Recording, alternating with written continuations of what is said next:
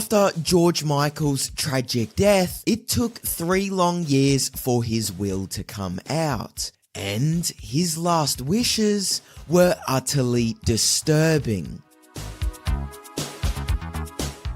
George Michael.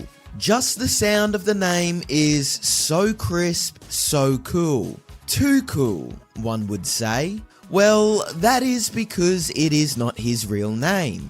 In fact, his real name isn't even English. George Michael was born Georgios Kyriakos Panayiotou, the son of a Greek Cypriot. His father was a restaurateur who emigrated to London from Cyprus. George Michael wanted to be a pop star since he was a child. But it wasn't until high school that he began his journey towards superstardom, though he did have some help in achieving his dreams. While attending high school, a teenage George Michael became close friends with Andrew Ridgeley, the other half of Wham!, the band that would soon make both boys very famous. George Michael and Andrew Ridgeley worked hard to make their musical dreams a reality. But George took things a step further. He worked as a DJ and began busking on the London Underground during his teenage years. Michael prepared himself for a life in the public eye by belting out his favourite songs to commuters. His favourite was Queen's classic 39. Before there was a Wham!, there was The Executive. Michael and Ridgeley's first crack at musical fame saw the duo try to ride the trend for ska music all the way to the top of the charts. There was just one problem. The duo were not believable Rastafarians. Multiple record companies rejected their demo without a second thought. Careless Whisper will forever be on the lips of anyone who is talking about George Michael. However, the song has a secret. Michael himself wasn't a huge fan. He was only 17 when he wrote the ditty, and he later dismissed it as immature and trite. According to Michael, when he wrote it, he didn't know anything about life or love, and he couldn't believe people still resonated with the song. Though Michael may not have known anything about relationships, he knew how to write a hit. Not a man to ever let his surroundings distract him, 17-year-old Michael wrote Careless Whisper while on his way to work, sitting on a public bus. Wham! Was wildly successful, but the group also received intense backlash. Many critics dismissed them as vapid teeny boppers with one-hit song, even though Michael and Ridgeley insisted that they were poking fun at the idea of hyper-glamorous teen idols. With the music industry criticising his every move, Michael became frustrated. When Michael first split up with his Wham! Bandmate Ridgeley, many people weren't sure if he would be successful as a solo artist. Michael proved his naysayers very wrong. His first solo album, Faith, was an instant smash for the 22-year-old. He had 5 #1 singles on the album, but controversy surrounded Michael as soon as the album hit. When Michael first released I Want Your Sex as a single from Faith, he found himself shrouded in scandal. The song was far more explicit than anyone was prepared for.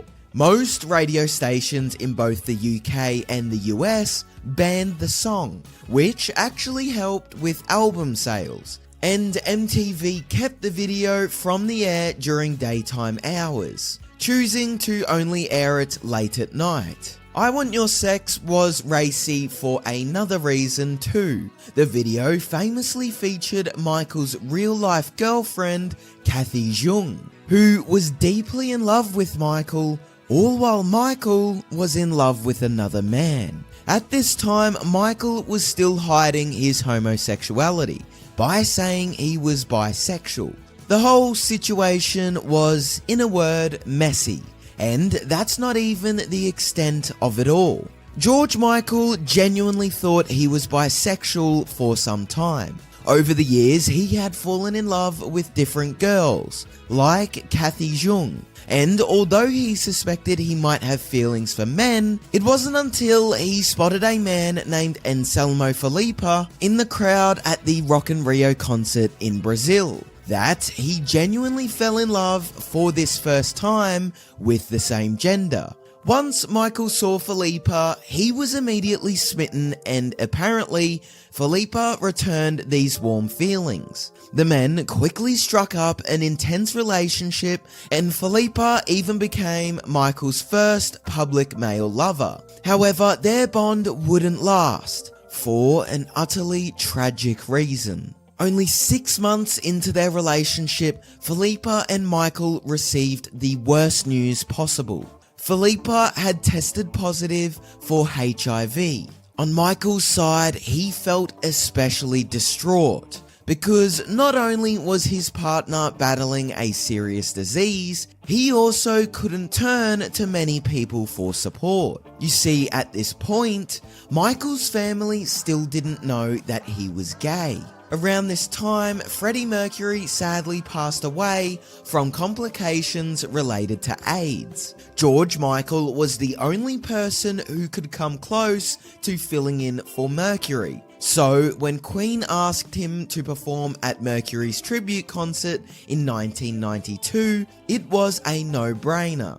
Michael delivered a heartfelt, passionate rendition of Somebody to Love. To this day, it's his most famous live performance, but not everyone knows the full story about why. George Michael's performance of Somebody to Love instantly went down in musical history for its raw emotion and powerful intensity. Though Michael was singing in honor of Freddie Mercury's memory, he was also paying tribute to someone even closer, Anselmo Filipa, who was at the time fighting for his life. Sadly, one of Michael's most revered tracks came from a place of agony. In 1993, Anselmo passed away, and George Michael grieved for years to follow. He wrote the acclaimed song Jesus to a Child about losing his lover. There's a tragic bookend to the story of Michael's love for Filipa. When Michael first began to act on his attraction to men, he was filming the music video for I Want Your Sex. In the video, he writes the words "Explore monogamy" on Kathy Jung's body, urging his fans to be careful about seeing multiple people during the AIDS crisis. Sadly, this epidemic was the exact thing that ended Michael's lover's life. After being in the spotlight for almost a decade straight, George Michael was understandably tired. And to make matters worse, his relationship with his record label Sony was not going well. Michael hated that he was trapped in a contract with them and felt like they weren't listening to any of his ideas about how to market his music.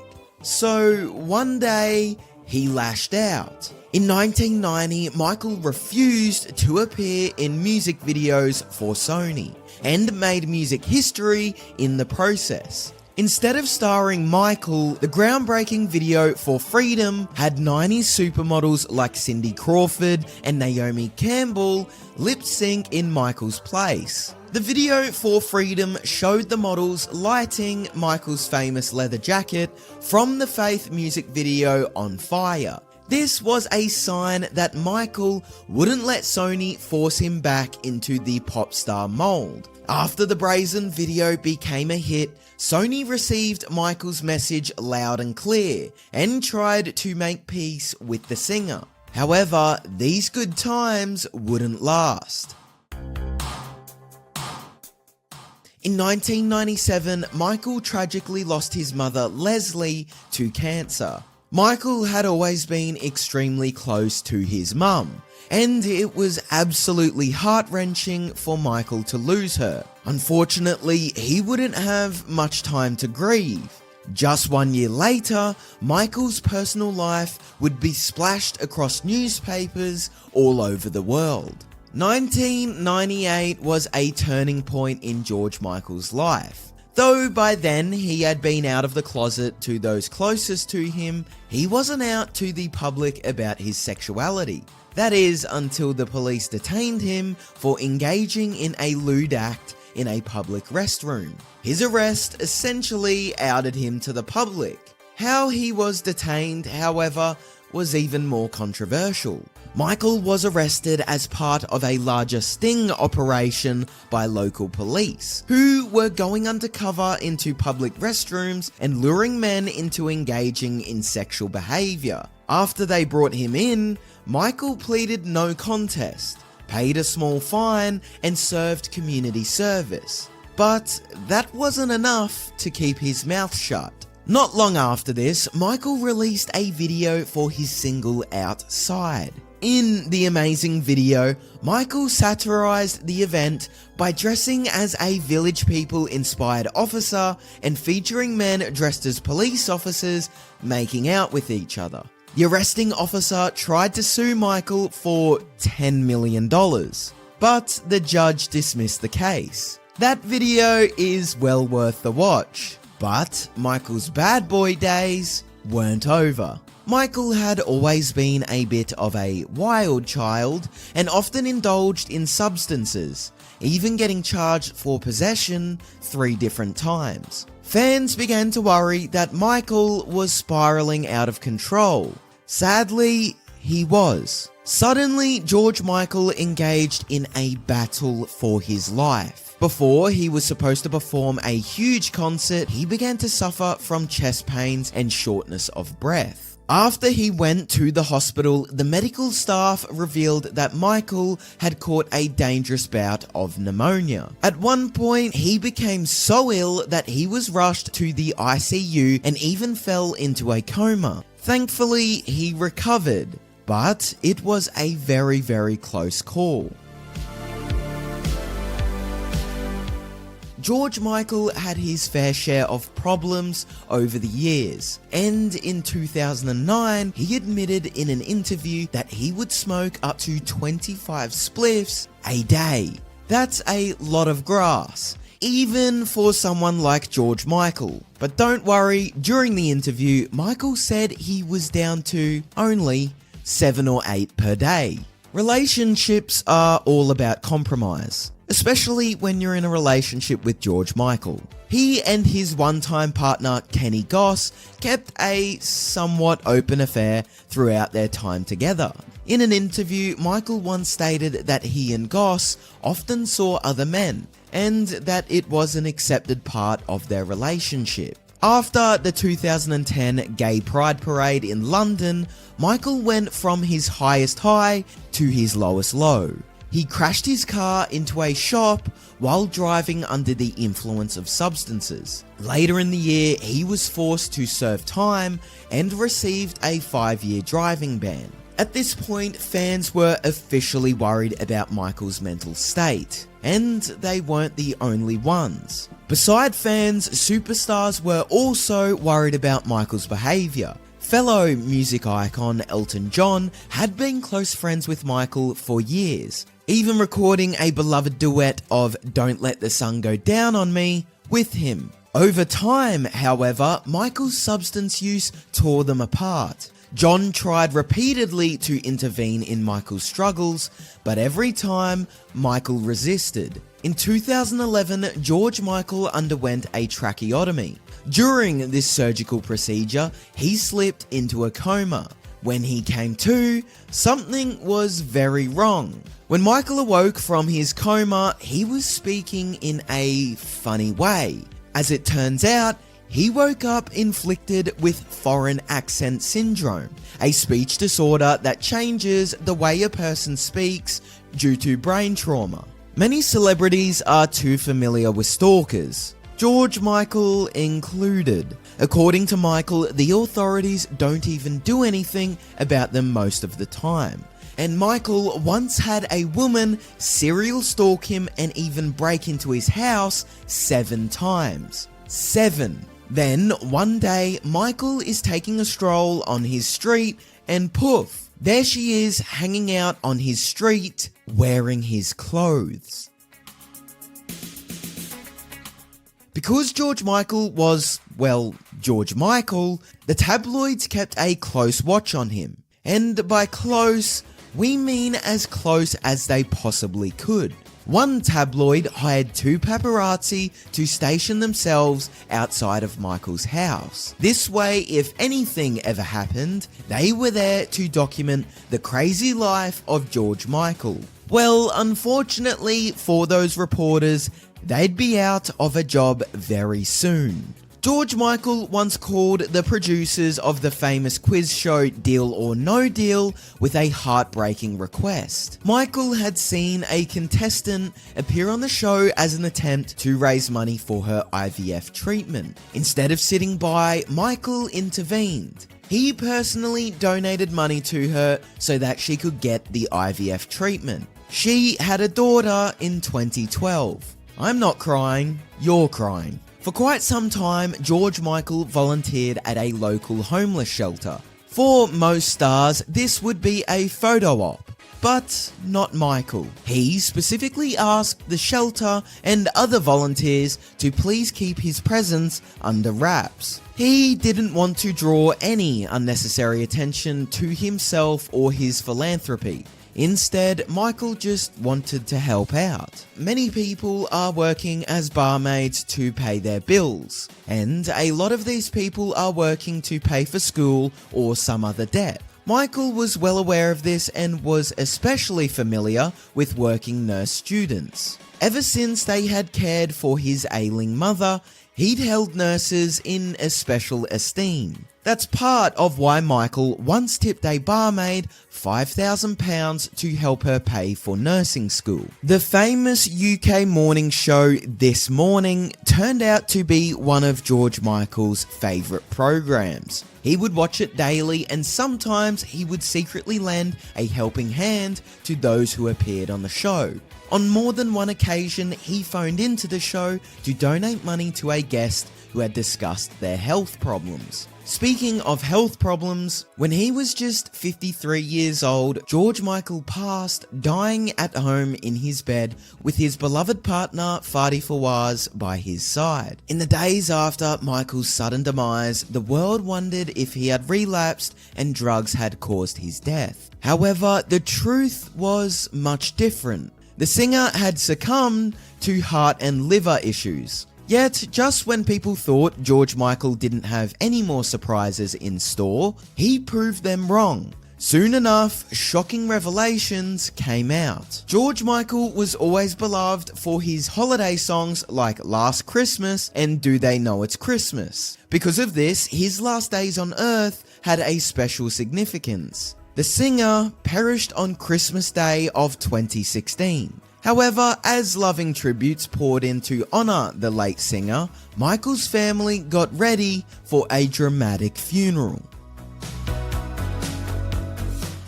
George Michael adored his hairdresser photographer boyfriend Fadi Fawaz, but the rest of the Michael clan, not so much. They detested Fadi, and in the 3 months between Michael's demise and his funeral, rumours swirled that they would bar Fadi from attending the funeral. To quote one of Michael's relatives, "Heaven help if he turns up." Yowza.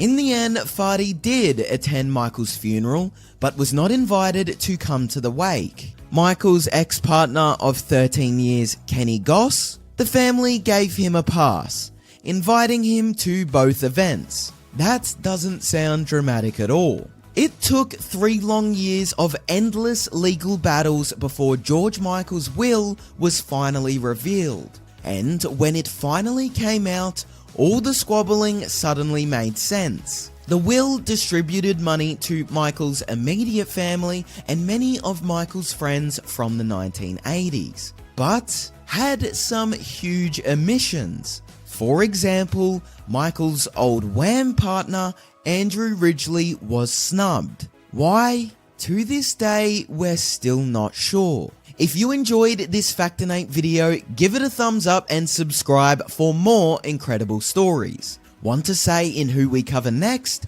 Join our membership program through the link in the description for exclusive perks. Your support means everything to us. Thanks for watching, and we'll see you in the next one.